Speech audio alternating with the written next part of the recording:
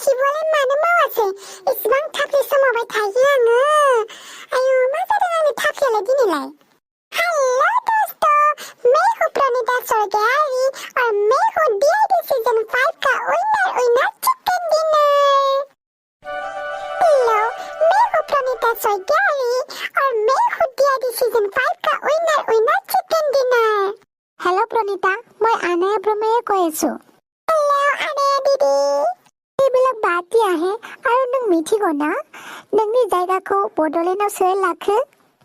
लाखा आंनि जायगाखौ सोर लादों बे कौन है किसने मदद जो मेरा जगह ले सके बिथांनि नामानो जाबाय आं बावबाय देहाय रह एसे गोसोखांनि आं आच्छा माबाहाय बुंदोंमोन नामखौ बावगरलाय लांबायसो आं नामखौनो गोसोआव फैबाय सनिया कुइन आच्छा बेसो आंनि जायगाखौहाय लानाया आं बड'लेण्डआव as soon as possible थांगासिनो जल्दीखौहाय खालामदो नङाबा नोंनि जायगाखौहाय सनिया कुइन आरो गेमस्रियासो लासिगोन ओरैमा जेथोंबो गेमस्रि स्ल'गान जागासिनो बड'लेण्डआव नङाबा नोङो नोंनि नामखौहाय खोमोनासो लानांसिगोन मिथिबाय नहीं हम ये होने नहीं दूंगी मेरे जीते जी मेरे थापली समाओ को किसी को भी हम नहीं दूंगी हम थापली समाओ तो है हम समवाय करेगा और हमेशा रहेगा इसके लिए जो भी करना पड़ेगा हम करेगा अच्छा बिदिबाहाय नों मोनसे हाबा मावदो नों गोख्रैहाय न बड'लेण्डआव थांदो मिथिबाय आं दिनैनो थांनोसै बिरनानै okay sister Pranita good luck and थाबैनो थांदो थांनानैहाय नोङो अनसु मिमार अमा राजाखौ लोगो हमहैदो सोर बेलाय मिमार बेखौ लोगो हमहैनानैहाय नोङो माबा मोनसे बेबस्था खालामहैदो नङाबा नोंनि जायगाखौ सनिया कुइनासो लाथारनोसै होमबा थांनोसै आं आंनि जायगाखौसो सनिया कुइना लानो नागिरदों बे र' थांनि आं बड'लेण्डआव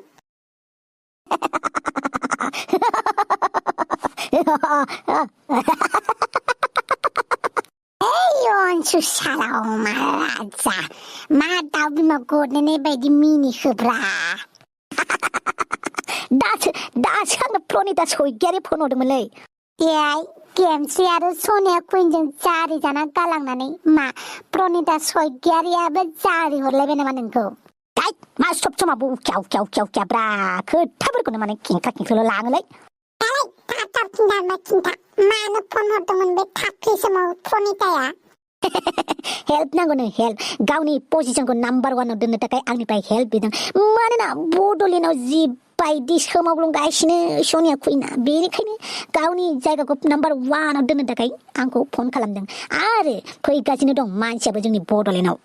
Gore Thapli Swmao Gore Thapli Swmao Koka Kibu Swmao Gebla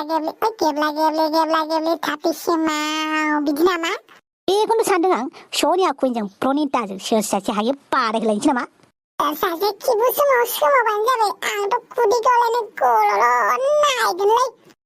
साला बुरबेरफोर उल्था फुल्टाल' साला साननायफ्रानो आंहा प्रणीताखौ बड'लेण्डआव फैबाथाय लाखिखानोसैसो सानदों नङाबा जोंनि हाथरखिफोरा मालाय जायगायावसो जोंहैला जोबसिगोन मिथिबाय बेनिखायनो साउथ इण्डियायाव थिनहरला सानबाय आं मा साउथ इण्डियालाय साउथ इण्डियाखौनो साउथ इण्डिया होनदोंब्रा आं हाय सेंग्राफोर आंनि मुङा प्रणीता स्वर्गियारी आरो आं डीआईडी सिजन 5 नि विनर चिकेन डिनर जोंसो नोंखौ विनर चिकेन डिनर खालामदों नोंसो बारा मानसिया एसे गिदिंलाय बे थाफ्लिखौ सोमावनो थाखायसो जि भट हरबायलै आं नोंनो मबाइल मोनब्रै मोनबा 10टा 20टा लालायना हारसा बांगालफोरनिफ्रायबो मबाइल सिख' नोंनि एसएमएस हरनाया भट हरनाया बे थाफ्लाखौ सोमावनो थाखायसो नोंनो भट हरबायना आं चन्दला खाफाल जिला गाबागाव जायगायाव जिरायथां थां नोंसोर आंखौ लाजि फोनांदों नामा आङो विनर चिकेन डिनारखौनो लाजि फोनाखै बुंदोंसो आरोलै नोंहाबो थाफ्लि सोमाव खालामबाय थायो नालाय दख'नाफोरखौ गाननानै एसे बाज्ल'बायोमोन नालाय एसे नोजोर होदों आरो एसे बुंलाबायदों बेफोरलाय थाखायो बुंनाय बुंजानायफोरालाय थाखायो बेलाय लाइफनि पार्टसो मा सानदों नोंसोर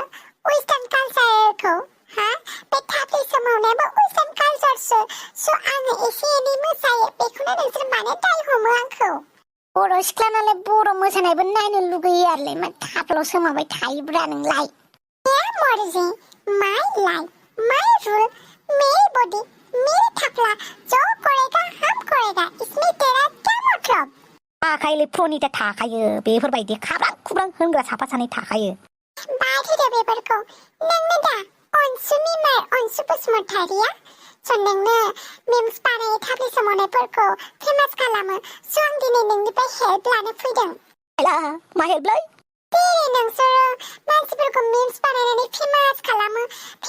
मानसिफोरखौनो आरो फेमास खालामो आरो फेमास मानसिखौ आरोबाव बांसिन फेमास खालामो आंथ' फेमासखा आरो आंखौबो फेमास खालामबावदो दे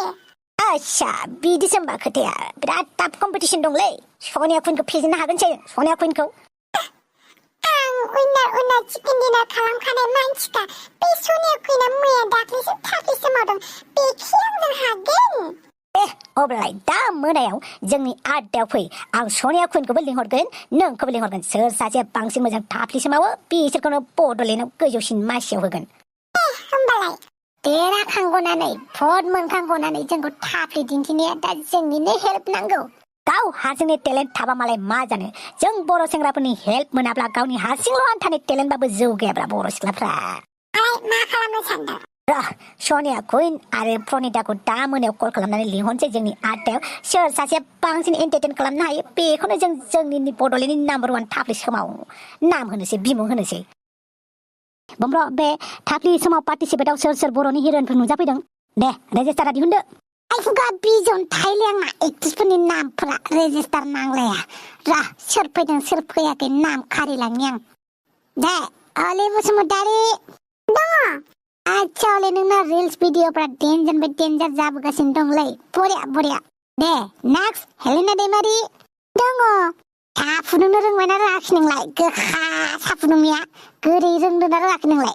एसे फुदुंनो सोलोंगासिनो रोंहांदों दे फुजि बसुमतारी मा नाम गाबज्रिलायनांगौसै नोंहा आंखौ सिनायखाया आरो आं एक्ट्रेस मानसिखौ ए गलती से मिस्टेक अच्छा नेक्स्ट लिपिका ब्रह्मा यस दङ मालाय लिपिका मासि गोबावब्रा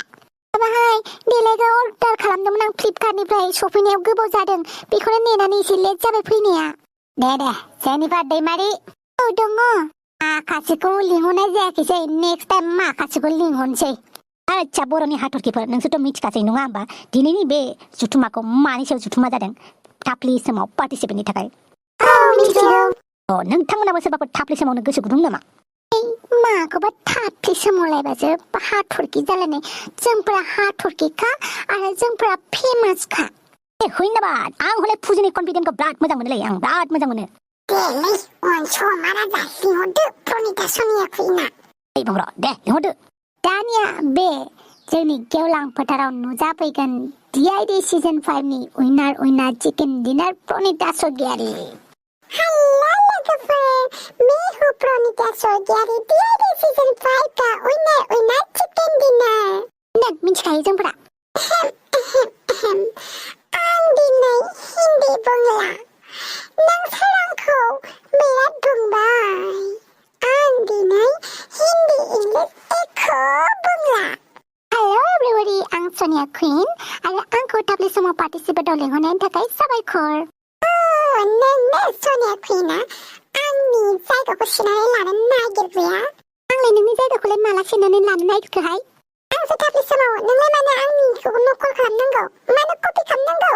ओइ बे थाफ्लि समावनाया नोंनावल' खिथु दं नामा नोंल' सोमावनो हायो नामा जों हाया नामा जोंनाव थाफ्लि गैया नामा गथ'नि बिमा गथ' बामनानै थाबाय था थाफ्लि सोमावनाङा नों मिथिबाय थाफ्लि सोमावनायखौ नों आंनिफ्रायसो सोलोंदों नोंबोथ' सोलोंदों आंनि हौवाया आफ्रिकाफोरासो थाफ्लि सोमावो होमबालाय नोंलाय आंनि हौवानि थाफ्लि सोमावनाय कालचारखौलाय मानो नोंलाय सोलोंदों ओइ हिनजावफोर नोंसोरनि थाफ्लि सोमावनायखौसो नायनो फैदों जों नोंसोरनि नांलायनायखौ नङाबा दानि आङो आब' रिया ब्रह्मखौ लिंहरगोन नै नोंसोर आंखौ गोसोखांबाय आं फैबायानो आरो मा बेयाव थाफ्लि सोमावनायनि मिटिं खुंनानै मा दावराव जालायगासिनो नोंसोरखौ आं साफ्रोमखौबो मानजा गोनां मानजा नै हासिब नै गारबा खोस्लिजों नै आयौ आब' रियासो औ आं हले बिराद रागा जोंबाय मिथिबाय नोंसोरखौ नंनायनि नङि थाफ्लि सोमावनायनि दावराव जालायबाय थागोन सानफ्रामबो दावराव जायाखैहाय मा हनै मिमारफोरासो बांद्राय खिन्थिबाय थायो मिमारफोरासो जोंखौ बदनाम खालामो मिमारफोरानो आंखौ मेगन साहोबाय थायो सनिया कुइनजों गाद्ला जाबाय होननानै बेनिखायनो आं दुखु मोनो बोरो मिमारफोरालाय बोरो गासिबजों जारिनो आं हनै आब' राइदिंनि सियाराव राजाफोर बायदि जिरायनानै दङ दहाय नोंसोर मिमारफोरखौ बेथाफोर नोंसोरखौ माले आब' जोंसो मिम्स बानाय एकदमबारे गोजौनिफ्राय गोजौ थिखोलांगासिनो जोंहासो गुन गैया जाबाय मिमारफोरासो आयौ आब'लै नोंखौ मिम्स बानायसै दे मिम्स देलाय आंखौ माबायदि मिम्स बानायो नोंसोरखौ गारां हासिबजों सिबजोबगोन आं नोंसोरखौ गारां गासैखौबो जाय पार्टिसिपेट खालामनो फैदों जाय पार्टिसिपेट खालामनायखौ नायग्रा जाय पार्टिसिपेट खालामहोग्रा गासिखौबो जारिजोबगोन आं आयौ माथो गैला रावबो गिखाबाय आंखौ अबेसे आंखौ गिखानांगौबो बयबो आं जाबाय बड'लेण्डनि कुइन आंसो बड'लेण्ड कुइना रावबो नङा